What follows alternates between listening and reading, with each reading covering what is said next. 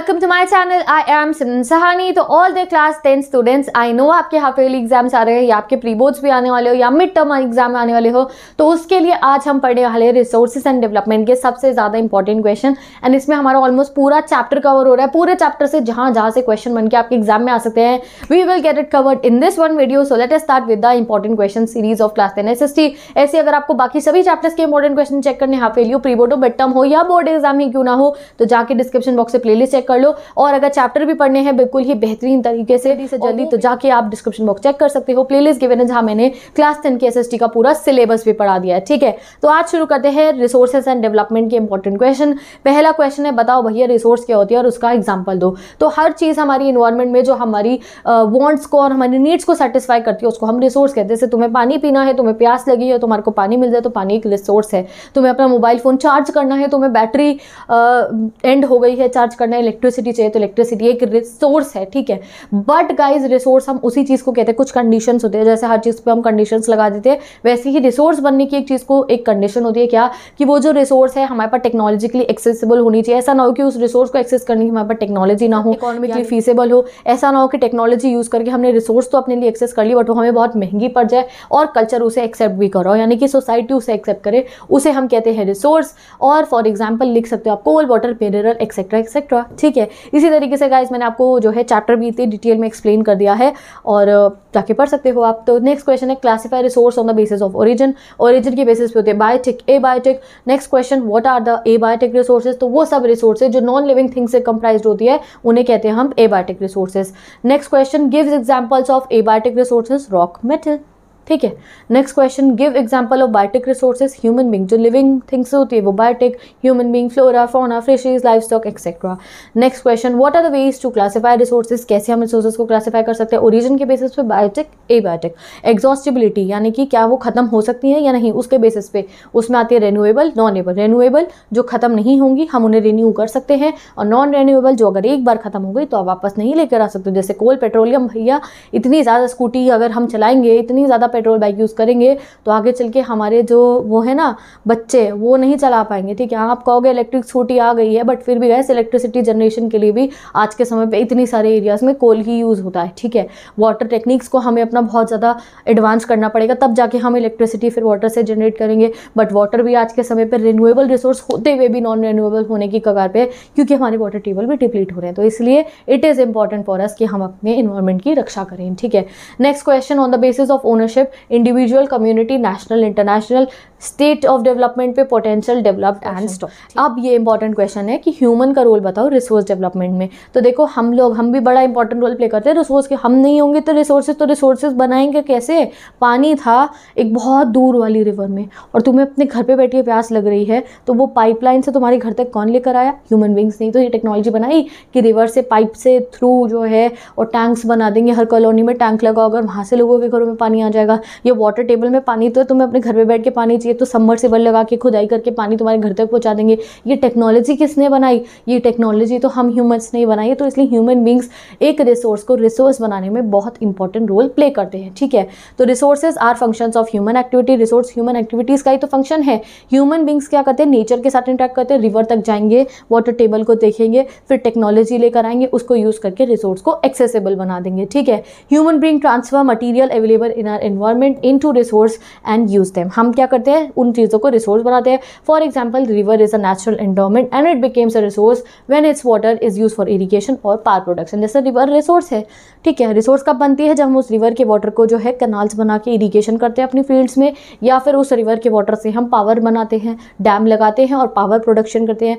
वही जो मैंने तुम्हें तो सिंपल एग्जाम्पल दिया पाइप से पानी लेने वाला, आप ये एग्जाम्पल भी लिख सकते हो। ठीक है, next question, what is agenda 21, list to principles. तो एजेंडा 21 फर्स्ट इंटरनेशनल समिट में अडॉप्ट हुआ था 1992 में। तो यहाँ एक और क्वेश्चन बन गया है, पहली इंटरनेशनल समिट कब हुई थी, 1992 में हुई थी, रायो डी जेनेरियो में, ब्राजील में। ये एजेंडा 21 उसमें अडॉप्ट हुआ था। अब ये एजेंडा 21 के प्रिंसिपल क्या थे, एजेंडा 21 के प्रिंसिपल ये थे कि हर कंट्री जिस एजेंडा 21 को फॉलो कर रही है वो क्या करेगी, अपनी कंट्रीज में इन्वायरमेंटल डैमेज को कंट्रोल करेगी, पॉवर्टी को, डिजीज को, और जो है एक अंडरस्टैंडिंग बनाएगी कि सारी कंट्रीज मिल के साथ में अपनी इन्वायरमेंट को बचाने के लिए कोशिशें करेंगी एंड साथ ही के साथ में हर एक कंट्री अपना एक लोकल एजेंडा 21 भी बनाएंगी, जिसमें वो अपनी कंट्री के हिसाब से जो जो चीज़ों को नेसेसरी है लागू करना वो लागू करेंगी। ठीक है, next question, define sustainable development. Sustainable development वो जो अभी मैंने तुम्हें एक स्कूटी वाला एग्जाम्पल दिया था ना, उससे याद रखना कि तुम्हारे बच्चे स्कूटी नहीं चला पाएंगे, यानी कि हमें डेवलपमेंट अपनी ऐसी करनी है आज की तारीख में। सस्टेनेबल डेवलपमेंट मतलब कि ऐसा ना हो कि हम अपने फ्यूचर जनरेशन की नीड्स को सेक्रीफाइस कर दे, हम अपने फ्यूचर जनरेशन की रिसोर्सेज को ओवर यूज़ कर ले। ऐसी डेवलपमेंट हमें नहीं करनी है। हमें ऐसी डेवलपमेंट करनी है कि एक तो उस डेवलपमेंट से इन्वायरमेंट को भी नुकसान ना हो और ना ही हमारे फ्यूचर जनरेशन, जो हमारे प्यारे प्यारे आगे आने वाली जनरेशन है, उनकी भी रिसोर्सेज को हम यूज़ ना करें, उनके लिए भी रिसोर्सेज हम छोड़ दें। उसको कहते हैं सस्टेनेबल डेवलपमेंट। तो आप यहाँ देख सकते हो, ये रहे सारे पॉइंट्स। हम चलते हैं नेक्स्ट क्वेश्चन में। Planning of resources very important for a country like India, justify by giving 3 reason. क्यों इंडिया जैसी कंट्री में प्लानिंग करना? आप देखो गाइस, अगर कोई चीज़ जो है उसमें दिक्कत आ रही हो उसे अचीव करने में, कहीं प्रॉब्लम चल रही तो क्या करते हैं? प्लानिंग। जैसे कि अब हमारी स्कूल लाइफ में हमारा अभी 10th क्लास के स्टूडेंट्स, आपका एक एम होगा ज़्यादातर सभी बच्चों के, आपको एक अच्छी परसेंटेज अपने लिए लेकर आनी है। तो उसमें जो है आप हमेशा सोचते होगे कि मैं कैसे अपने टाइम को मैनेज करूँ, कैसे पढ़ाई करूँ, आपकी प्लानिंग चलती है अपने लेवल पे। वैसे ही हमारी अर्थ, हमारी कंट्री लेवल पे इतनी सारी हमारे पे रिसोर्सेज है, इतनी अनइवनली डिस्ट्रीब्यूटेड होती हैं, तो उन्हें सही से अगर हमें बरकरार रखना है, अपने पास जो है संभाल के रखना है, उन्हें यूज़ करना है, उनको जो है इकोनॉमिकली जो है उनसे बेनिफिट्स लेने हैं और उनको ज़्यादा एनवायरमेंटली नुकसान भी नहीं पहुंचाना है, तो हमारे लिए प्लानिंग करना इंपॉर्टेंट है। तो इंडिया में प्लानिंग करना इंपॉर्टेंट और भी बहुत रीजंस की वजह से। क्यों? क्योंकि हमारी कंट्री में रिसोर्सेज बहुत सारी हैं, बट ऐसा कुछ ऐसी स्टेट्स है वहाँ रिसोर्स बहुत ज़्यादा है, कुछ है जहाँ बिल्कुल भी नहीं है, अनइवन डिस्ट्रीब्यूशन है। जैसे कि अगर बात करो झारखंड, छत्तीसगढ़, मध्य प्रदेश में मिनरल्स हैं बट वहाँ इंफ्रास्ट्रक्चर नहीं है। पंजाब, हरियाणा, उत्तर प्रदेश में सॉइल है बहुत अच्छी वहाँ होती है, बट वहाँ मिनरल्स नहीं है। वहाँ एग्रीकल्चर हो रहा है बट वहाँ मिनरल्स नहीं है। तो अनइवन डिस्ट्रीब्यूशन है। तो वो अनइवन डिस्ट्रीब्यूशन होते हुए भी अगर हम प्लानिंग करेंगे तो हम हर स्टेट को प्रॉस्परस कर सकते हैं, इसलिए हम प्लानिंग करते हैं। ये आप आंसर देख सकते हो। India has economic diversity in the availability of resources. There are many region which are rich in certain type resource but are deficient in some other. कहीं पे एक रिसोर्स है दूसरी नहीं है, तो भैया हम ट्रांसपोर्ट करके बैलेंस करके कर सकते हैं ना सबको प्रॉस्परस। वो कब होगा? जब प्लानिंग करेंगे। नेक्स्ट क्वेश्चन देखो, what are the different factor that determine the land use. Land use किस पे डिटरमाइन करता है? फिजिकल और ह्यूमन फैक्टर्स के पे करता है। फिजिकल फैक्टर में आते हैं टोपोग्राफी, यानी कि कैसा वहाँ पे माउंटेन है, लैंड है, क्या है, क्लाइमेट कैसा है, सॉइल टाइप कैसा है। ह्यूमन फैक्टर्स यानी कि पॉपुलेशन डेंसिटी, यानी कि कितने लोग वहाँ पे लोकेट रह रहे हैं, टेक्नोलॉजी कैसी है वहाँ पे, और साथ ही के साथ कल्चरल ट्रेडिशन। ये एक लैंड को हम कैसे यूज़ करेंगे डिपेंड करता है। एक लैंड है, बढ़िया प्लेन एरिया है, बढ़िया वहाँ पे उपजाऊ मिट्टी है, तो क्या करोगे? घर बनाओगे, बराबर में खेत बनाओगे, इंडस्ट्री भी लगाओगे, वहाँ रहना शुरू कर दोगे। एक है बड़ा सा पहाड़ है, बहुत ठंडा इलाका है, क्या करोगे? रहोगे वहाँ जाके? नहीं, शायद हिली स्टेशन बना देंगे, वहाँ पे घूमने वूमने चले जाएंगे। समझ गए? तो एक लैंड को कैसे यूज़ करा जाता है वो उसके फिजिकल और ह्यूमन फैक्टर्स पर डिपेंड करता है। What is the total geographical area of India? 1 marker question है, 3.28 मिलियन स्क्वायर किलोमीटर। इसमें से कितना एरिया की सारी नॉलेज है हमारे पास वो मुझे कॉमेंट सेक्शन में बता देना, ठीक है। Which relief feature of India has 30% of the total surface area mountain. अब प्लेट्यू का मुझे कॉमेंट सेक्शन में बताओ, ठीक है। Define the following. Current fallow land, तो फैलो लैंड करंट वाला कौन सा होता है? वो लैंड जिसको 1 साल या फिर 1 साल से कम से हमने एग्रीकल्चर नहीं करा, यानी कि साल भर हो गया है, साल भर से कम हुआ और वहाँ हमने खेती नहीं करी है। Other than current fallow land कौन सा होता है? वो लैंड जिसको हमने 1 से 5 साल के बीच में जहाँ पे हमने खेती नहीं करी है। और कल्चरेबल वेस्ट लैंड वो लैंड जहाँ हमने 5 साल से भी ज़्यादा हो गया और वहाँ हमने खेती नहीं करी है। ये इंपॉर्टेंट है, इसमें कन्फ्यूजन हो जाता है, तो अगर एक बार लिख के देख लोगे तो कन्फ्यूजन नहीं होगा, ठीक है। In which states of India mining has caused severe land degradation. Mining Jharkhand, Chhattisgarh, Madhya Pradesh, Odisha, यहाँ पे माइनिंग की वजह से डिग्रेडेशन हुआ है। Next question, state the main cause of land degradation in Punjab. Punjab में ओवर इरिगेशन की वजह से, HYV सीड्स के ओवर यूज की वजह से, केमिकल फर्टिलाइजर और पेस्टिसाइड्स की वजह से हुआ है, ठीक है।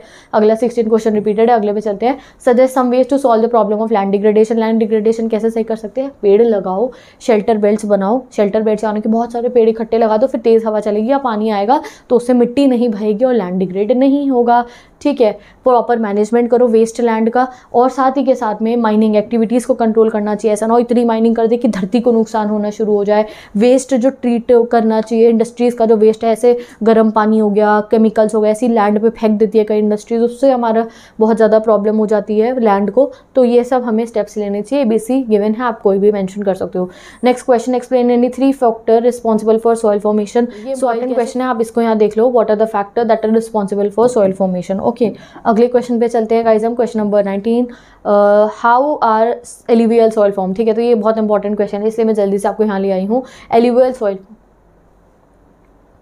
ठीक है, तो एल्यूवियल सॉइल कैसे फॉर्म होती है? Alluvial soil is form by sediment deposit by the river water. आपको मैंने बताया था ज़्यादातर नदर्न प्लेन्स में है ये, गंगा और हमारी जितनी भी रिवर बहती हुई आती है नदर्न प्लेन्स में, तो वो अपने साथ सेडिमेंट्री डिपॉजिट करती है और उससे एल्यूवियल सॉइल बनती है। डिफरेंशिएट खादर एंड भंगार, ये डेफिनेटली एग्जाम में क्वेश्चन आ सकता है। खादर होती है नई मिट्टी, नई एल्यूवियल सॉइल, ओल्ड वाली होती है भांगर। तो जैसे बी से भूरा होता है ना, तो वैसे बी से भूरी वाली भांगड़ याद कर लो। ठीक है, इसमें जो है खादर में क्या होता है, लो कंसंट्रेशन होता है कंकर का, और जो अगर हम भांगर की बोले तो उसमें कंकड़ ज़्यादा होते हैं। खादर में फाइन पार्टिकल्स होते हैं, इसमें लेस फाइन पार्टिकल्स होते हैं। खादर ज़्यादा फर्टाइल होगी, यंग चीज़ ज़्यादा फर्टाइल होगी। बूढ़ी वाली ये जो भांगर है ये लेस फर्टाइल है। ये बहुत इंपॉर्टेंट डिफरेंस है एग्जाम्स के लिए। Next question, why is soil considered as a resource. Soil को हम रिसोर्स क्यों कह रहे हैं भाई? सॉइल तो हमारी सारी नीड सेटिस्फाई करता है, जो खाना खा रहे हैं वो सॉइल में ही तो उग रहा है। It is the most important renewable natural resource. वैसे सॉइल नेचुरल रेन्यूएबल रिसोर्स है, यानी कि सॉइल को टाइम दे अगर हम, तो सॉइल अपने आप ठीक हो सकती है, अपने आप सॉइल कवर और बढ़ सकता है। बट हम इतना पॉल्यूशन कर रहे हैं कि हमारी सॉइल भी डिग्रेड हो रही है। It is the medium of planet growth, it support different types of living organism. ठीक है, हर एक लिविंग ऑर्गेनिज्म को, कितने सारे लिविंग ऑर्गेनिज्म, माइक्रो ऑर्गेनिज्म हो और भी जो है हमारा सॉइल सपोर्ट करता है। It is base of our life. ये लाइन लिखना बेसिक है हमारी लाइफ की। घर भी लैंड पे बन रहा है हमारा, सॉइल से हम अपनी क्रॉप्स उगा रहे हैं, तो सॉइल बहुत इंपॉर्टेंट है।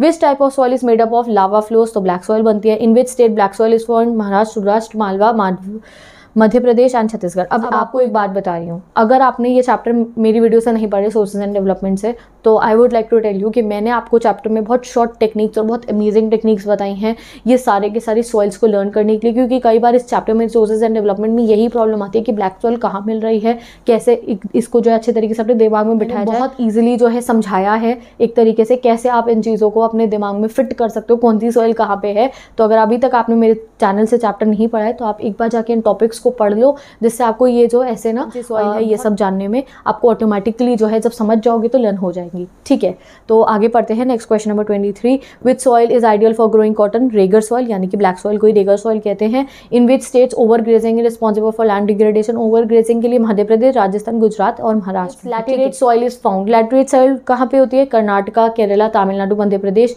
Hilly areas of Odisha, Assam. ठीक है, इसके लिए अगेन बोलूंगी कि आप जाके जो है जितने टॉपिक्स मैंने ये एक्सप्लेन करे, मैंने आपको वहाँ छोटे छोटे टेबल वाले फ्लो चार्ट भी जो है बता दिए थे, जिससे आसानी से आप लर्न कर सकते हो। तो एक बार जाके आप चैनल से मेरी वीडियो देख लो, जिससे आपको ये लर्न हो जाए।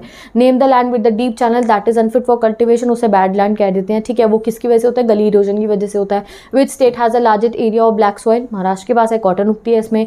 What are the methods of checking soil erosion. Soil erosion के लिए हम स्ट्रिप क्रॉपिंग कर सकते हैं, टेरेस फार्मिंग कर सकते हैं और contour ploughing. Gully erosion is common in which basin. Chambal basin में बहुत कॉमन है। What are the methods of checking soil erosion, तो ये बहुत इंपॉर्टेंट क्वेश्चन है and I think so last question है, नहीं अभी लास्ट नहीं है। तो स्ट्रिप क्रॉपिंग होती है, यानी कि क्रॉप्स को जो है एक पैटर्न में उगाया जाए, जिससे पानी अगर आए या विंड बहुत चले तो सॉइल उड़े ना। टेरेस फार्मिंग, सीढ़ियाँ बना बना के हमें जो है फार्मिंग करनी चाहिए, जिससे कि पानी बहे तो सॉइल ना बहे, उसके साथ में काउंटिंग कर सकते हैं। ह्यूमन एक्टिविटीज, जैसे डिफॉरेस्टेशन ना करे, ओवर ग्रेजिंग ना करे, माइनिंग ज़्यादा ना करे, ज़्यादा कंस्ट्रक्शन ना करे उन एरियाज में जहाँ सॉइल करे, तो हमारी सॉइल इरोजन बच सकती है।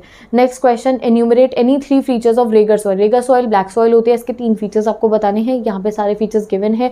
लर्न करने के लिए, इनको समझने के लिए मैं कहूँगी आप जाके मेरे चैनल से चैप्टर की वीडियो देखो, वहाँ मैंने शॉर्ट यहाँ बॉक्सेस भी दिखाए हैं, फ्लो चार्ट दिखाए हैं, जिससे आप इन्हें ईजिली समझ सकते हो और लर्न हो जाएंगे। Describe any 5 distinct features of arid soil, it is given है, आप रिवीजन कर सकते हो। ठीक है, which region of India have well develop of terrace farming. Western and central Himalayas में टेरेस फार्मिंग अच्छी है। Which type of soil is made of lava flows. Black soil है, रिपीटेड है question. What type of soil is found in the deltas of the river of the eastern coast. Give 4 features of this soil. तो ये alluvial soil है, obviously ये जो है Himalayan reverse जब आती हैं उनसे बनती है, और ये आप आगे पढ़ सकते हो हमारी एल्यूवियल सॉइल के बारे में। Next question, mention any 2 human activities which are responsible for the soil erosion. Types of 2 soil erosion बताने हैं। तो गली इरोजन, गली क्या होती है? जब पानी बहता है तो वो डीप चैनल्स बना देता है, गड्ढे टाइप बना देता है, और उसकी वजह से वो बैड लैंड बन जाता है। पानी बह के आता है तो वो सॉइल में गड्ढे बना देते हैं, वो गड्ढे से वो पूरा का पूरा लैंड वहाँ पे पूरा डिस्ट्रॉय हो जाता है। शीट इरोजन, जब पानी ऐसा बहते हुए आता है तो अपने साथ में बहुत फर्टाइल लेयर ह्यूमस वाली जो होती है सॉइल की, वो बहते हुए ले जाता है, इसकी वजह से टॉप सॉइल का लॉस होता है। टॉप सॉइल का लॉस मतलब वो मिट्टी अब फर्टाइल नहीं रहेगी। ठीक है, तो ये सॉइल इरोजन के 2 टाइप हो गए। And with this we have completed this question. तो 37 क्वेश्चन थे, एक रिपीटेड था, तो आप मान लो 35 क्वेश्चन हमने प्रैक्टिस कर लिया और आपका एक एक क्वेश्चन कवर हो गया। यहाँ से ज़्यादातर जितने भी इंपॉर्टेंट क्वेश्चन हैं आपके इस चैप्टर में बन के आ सकते हैं वो सब हमने कवर कर लिया। प्रीवियस ईयर मैंने ज़्यादातर ऐड करे हैं इसमें। अगर आपने ये क्वेश्चन कर लिया आपका ऑलमोस्ट सारा चैप्टर कंप्लीट हो गया है। तो अगर कोई क्वेरीज है तो आप कमेंट सेक्शन में पूछ सकते हो। अगर आपको ये सॉइल्स को लर्न करने का एक ईजी अच्छा सा तरीका जानना है तो आप जाके चैप्टर की वीडियो चेक कर सकते हो, सीधे सॉइल वाले पोर्शन पे जाओ, वहाँ से उस एरिया को समझ लो, आपको वो आसानी से लर्न हो जाएंगी। और with this I am ending this video. Bye bye, take care, best of luck. मैं मिलती हूँ आपसे नेक्स्ट वीडियो में। ऐसे अगर आपको एसएसटी पढ़नी और इंग्लिश पढ़नी और इंग्लिश के भी इंपॉर्टेंट क्वेश्चन चेक करने हैं तो आप मेरे चैनल को चेक कर सकते हो एंड हम मिलते हैं नेक्स्ट।